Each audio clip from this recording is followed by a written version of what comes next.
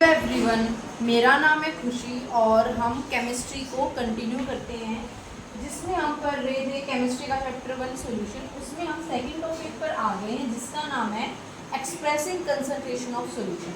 जो सॉल्यूशंस हैं उसको हम किस किस वे में एक्सप्रेस कर सकते हैं, तो उसको हम टोटल 7 तरीक़ों से एक्सप्रेस कर सकते हैं। अलग अलग फॉर्मूलाज हैं वो हम देखते हैं। सबसे पहला होता है मास परसेंटेज। ठीक है, मास परसेंटेज क्या होता है, W/W से इसको हम डिनोट करते हैं। जैसे कि टोटल सॉल्यूशन है हमारे पास, उसमें सोल्यूट भी होगा, उसमें सोलवेंट भी होगा, है ना। तो जो सॉल्यूशन के अंदर जो कंपोनेंट है उसका हम मास लेंगे, उसको हम टोटल मास ऑफ सॉल्यूशन से डिवाइड करेंगे, देन उसको 100 से मल्टीप्लाई करेंगे तो ये आ जाएगा हमारा मास परसेंटेज। हम इसका एक एग्जांपल लेते हैं, जैसे कि 100 gram of glucose in water, 10% of glucose in water. अब 10% ऑफ ग्लूकोज इन वाटर का मतलब क्या है, जैसे कि 10 ग्राम हमारे पास ग्लूकोज है, उसको हमने 90 ग्राम ऑफ इसमें डिज़ोल्व किया, वाटर में डिज़ोल्व किया, दैट इज सोल्वेंट। तो ऐसे करके हमारा जो सॉल्यूशन है वो कितना हो गया, 100 ग्राम ऑफ सॉल्यूशन हमारा टोटल हो गया। तो ऊपर हम लिखेंगे जो सॉल्यूशन के अंदर कंपोनेंट है उसका मास, नीचे हम लिखेंगे जो सॉल्यूशन का मास है उसको 100 से मल्टीप्लाई करेंगे। क्लियर है यहाँ तक। इसके बाद हम सेकेंड पार्ट करते हैं वॉल्यूम परसेंटेज। सेम वही इसमें कॉन्सेप्ट लगेगा कि वॉल्यूम ऑफ द कंपोनेंट ऊपर लिखेंगे, नीचे टोटल वॉल्यूम ऑफ सॉल्यूशन लिखेंगे, देन उसको 100 से मल्टीप्लाई करेंगे।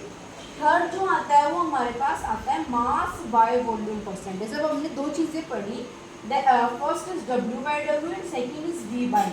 तो थर्ड हम पढ़ेंगे W/V, मतलब मास बाय वॉल्यूम परसेंटेज। तो मास बाय वॉल्यूम परसेंटेज में क्या हो जाएगा, जैसे कि ये अनदर यूनिट हो जाती है केमिस्ट्री में, इसको यूज़ करते हैं जैसे कि जब फार्मेसी में या मेडिसिन में इसको यूज़ किया जाता है। जैसे कि इसका हम एग्जांपल ले सकते हैं जब इस तरीके की कंडीशन आती है, जैसे कि हमारे पास सोल्यूट है और सोल्यूट को जो मास ऑफ सोल्यूट है, सोल्यूट क्या है जो लेस अमाउंट में प्रेजेंट होगा, तो मास ऑफ सोल्यूट को जब हम 100 ml ऑफ सोल्यूशन में डिज़ोल्व करते हैं तो इस तरीके की जब कंडीशन आती है तो हम इसको यूज़ करते हैं मास बाय वॉल्यूम परसेंटेज को। क्लियर है यहाँ तक। फोर्थ जो हमारी एक्सप्रेसिंग कंसंट्रेशन है दैट इज ppm। ये हम हायर क्लासेस में पढ़ेंगे डिटेल में क्या होता है। ppm is parts per million. ये क्या होता है कि number of parts of component, कितना number of parts of component होगा उसको हम टोटल नंबर ऑफ पार्ट से डिवाइड कर दें और उसको 10⁻6 से मल्टीप्लाई करते हैं। ठीक है, यहाँ हम 100 से कर रहे थे, यहाँ हम 10⁻6 से मल्टीप्लाई हम इसको करेंगे।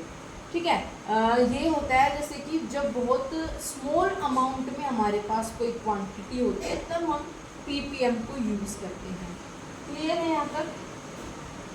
नेक्स्ट है हमारे पास मोल फ्रैक्शन। मोल फ्रैक्शन क्या होता है, जैसे कि number of moles of component divided by total number of moles of all the components. मतलब जैसे कि हमारे पास दो कंपोनेंट है, for example component A and component B, तो नीचे तो आ जाएगा टोटल नंबर ऑफ कंपोनेंट का, मतलब A+B दोनों।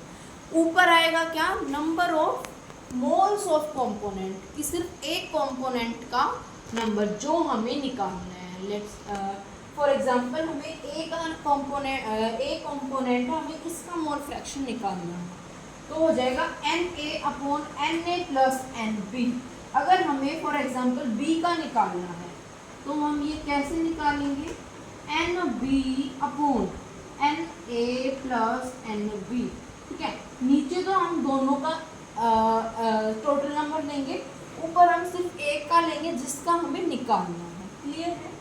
और ये मैंने क्या लिखा है यहाँ पर, ये है जैसे जितने भी मोल फ्रैक्शन है, मोल फ्रैक्शन को ऐसे डिनोट करते हैं, जितने भी मोल फ्रैक्शन है उनका सम ऑलवेज 1, उनका सम हमेशा 1 होता है। क्लियर है यहाँ तक। ठीक है, फिर अब हम बात करेंगे मोलैरिटी की, जो हमारी 6th एक्सप्रेसिंग कंसंट्रेशन है। It is denoted by capital M।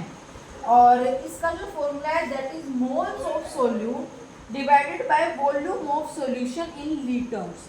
ठीक है, यहाँ वॉल्यूम हम यूज करते हैं, तो इसका फॉर्मूले के हिसाब से देखो क्या कहना चाह रहा है ये। ऊपर तो हम लेते हैं मोल्स ऑफ सोल्यूट, सोल्यूट जो हमें लेस अमाउंट में प्रेजेंट होता है सॉल्यूशन के अंदर, जिसको हम डिसोल्व करते हैं, दैट इज सोल्यूट। तो उसके हमें मोल्स लेने हैं।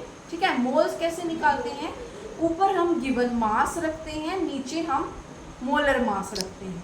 ठीक है, नीचे तो टोटल मोलर मास और ऊपर जितना हमें मास दिया गया वो, उससे हम मोल्स निकालेंगे सबसे पहले, फिर उस मोल्स को हम यहाँ पर पुट करेंगे सोल्यूट के मोल्स निकालने के बाद, फिर उसको जो सॉल्यूशन की वॉल्यूम है इन लीटर्स उसको हम उससे डिवाइड कर देंगे तो हमारी मोलरिटी आ जाएगी। ठीक है, लास्ट वन इज मोलैरिटी, जिसको हम डिनोट करते हैं स्मॉल m से। ये भी सेम, ऊपर मोल्स ऑफ सोल्यूट सेम निकालेंगे एज सच, ऐसे ही नीचे mass of solvent in kg। ये डिफरेंस है, यहाँ हमने वॉल्यूम ली थी सॉल्यूशन की इन लीटर्स, यहाँ हम मास लेंगे सोलवेंट का इन kg। ये फर्क है, क्लियर है यहाँ तक। अब मोलैलिटी को अगर हम देखें तो मोलैलिटी में मोलैलिटी जो है वो टेम्परेचर इंडिपेंडेंट होती है, but molarity is temperature dependent. ठीक है, सिर्फ मोलैरिटी ये है जो टेम्परेचर पर डिपेंड करती है। क्यों करती है, क्योंकि जो वॉल्यूम है, वॉल्यूम भी टेम्परेचर पर डिपेंड करता है, वॉल्यूम ऑफ सॉल्यूशन, तो इसीलिए मोलैरिटी भी करती है। बट मास नहीं करता, तो इसीलिए मोलैरिटी भी नहीं करती। तो ये हमारा all about expressing concentration of solutions.